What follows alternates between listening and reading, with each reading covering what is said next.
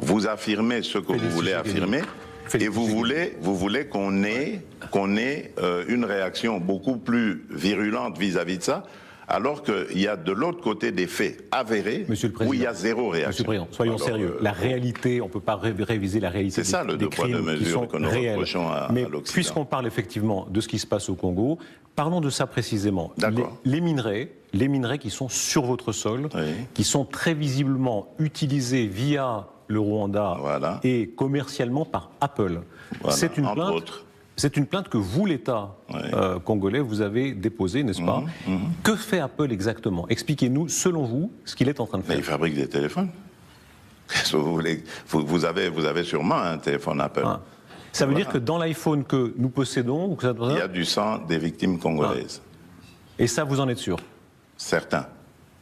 C'est documenté, mais enfin, pour Apple, moi je vous est-ce que les gens d'Apple sont conscients de cela? Les gens d'Apple sont conscients de cela? Les gens d'Apple, mais maintenant, ce sont les enquêtes qui le démontreront. Mais les gens d'Apple disent, eux, ils achètent des produits propres. Or, nous savons qu'au Rwanda, il n'y a même pas un gramme des minerais 3T, les plus prisés, là, qui sont destinés justement à la fabrication de ces technologies-là. Bon, donc, ça veut dire que ces minerais proviennent de quelque part. Et aujourd'hui, il est avéré que c'est de la RDC qu'ils proviennent.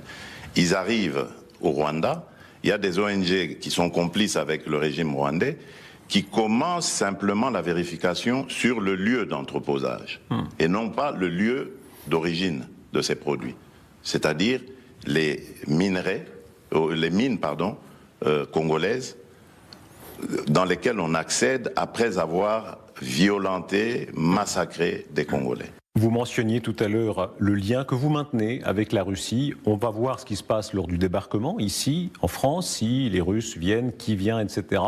Pour vous, est-ce que Vladimir Poutine peut rester pleinement dans le jeu international comme tout président? Pourquoi pas? Qui suis-je, moi, pour dire que Vladimir Poutine n'a pas le droit d'y être? C'est ça ce qu'on Après l'agression de l'Ukraine. C'est ça qu'on vous reproche. Mais pourquoi vous ne le faites pas en Afrique? Pourquoi vous ne dites pas que Kagame ne soit plus président au Rwanda? Parce qu'il massacre des Congolais. Lui, au moins, c'est prouvé. Mais faites la même chose et on sera quitte. Voilà. L'invasion de l'Ukraine est prouvée aussi. Je ne pense pas qu'on puisse douter de ce qui s'est passé en Ukraine. Voilà, oui, mais là aussi, Poutine a des raisons. Il avance ses raisons. Pourquoi est-ce que vous ne voulez pas l'entendre et vous voulez entendre l'autre? Et vous reconnaissez les raisons de Poutine? Non, c'est pas mon... Je vous rappelle que la RDC a condamné l'invasion de l'Ukraine. Et nous sommes un des rares pays africains à l'avoir fait. Donc, comprenez-moi, je suis en train de vous expliquer ici que ce que nous reprochons souvent aux Occidentaux, nos amis occidentaux en Afrique, c'est la condescendance, c'est ce deux poids deux mesures. Quand la faute est commise en Occident, c'est normal, c'est juste un impair. Mais quand elle est commise en Afrique, c'est culturel, c'est comme ça qu'ils sont les Africains, il faut leur taper dessus. C'est ça la différence. Félix Tshisekedi, il y a eu un moment incroyable, c'était avec M. Le Drian. Quand il avait parlé lors de votre élection de compromis à l'africaine, vous l'avez un peu brossé, oui, vous êtes parlé depuis lors? Oui. C'est pardonné? Oui, c'est fini ça.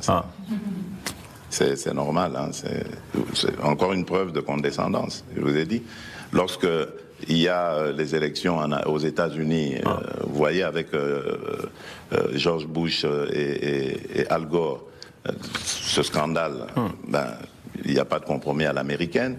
À Kinshasa, j'avais parlé des morts qu'on avait ressuscités ici pendant que c'était Tibéri. C'était Tibéri, je crois, qui était... La mairie de Paris. La mairie de Paris. Ça, il n'y avait pas de compromis à la française. On a fait voter des morts pourtant.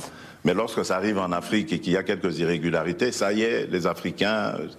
Voilà, et ça, c'est mal perçu par nos populations. Un mot de conclusion, s'il vous plaît. 100 millions de Congolais, vous êtes le plus grand pays francophone du monde. Kinshasa, absolument. La plus grande ville francophone du monde. C'était Paris en d'autres temps. Hein. On a là, en ligne de mire, le Dôme des Invalides, là où gît Napoléon.